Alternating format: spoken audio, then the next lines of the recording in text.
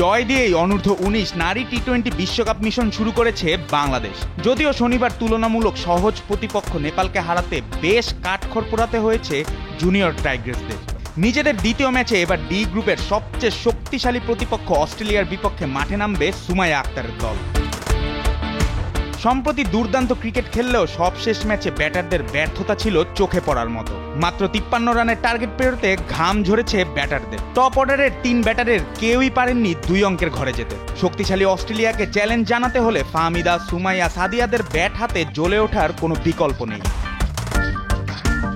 ব্যাটারদের ব্যর্থতার দিনে আলো ছড়িয়েছিলেন বোলাররা। নেপালকে মাত্র 52 রানে গুটিয়ে দেওয়ার পেছনে নিশিতা, জান্নাতুল, আনিসারা ছিলেন দুর্দান্ত।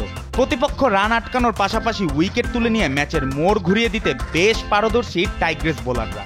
অস্ট্রেলিয়ার শক্তিশালী ব্যাটিং লাইন আপকে ধসিয়ে দিতে বোলারদের ওপর বড় ভরসা রাখবে বাংলাদেশ টিম ম্যানেজমেন্ট।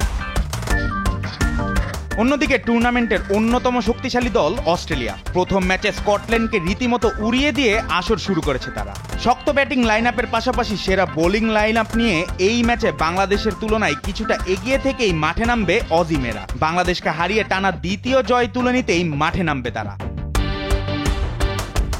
বাংলাদেশের তুলনায় শক্তিমত্তা এগিয়ে থাকলেও পরিসংখ্যান বলছে বাংলাদেশের হয়েই। 2023 সালে সাউথ আফ্রিকায় অনুষ্ঠিত প্রথম অনূর্ধ্ব-19 নারী টি-20 বিশ্বকাপে অস্ট্রেলিয়াকে সহজেই হারিয়ে দিয়েছিল মারুফা আক্তার, দিশা বিশ্বাস, স্বর্ণা আক্তাররা। সেই সুখস্মৃতি সামনে নিয়ে এবারও অজি বদের ছক কষছে বাংলাদেশ শিবির। জুবায়ের নূর, স্পোর্টস ডেস্ক, দেশ টিভি।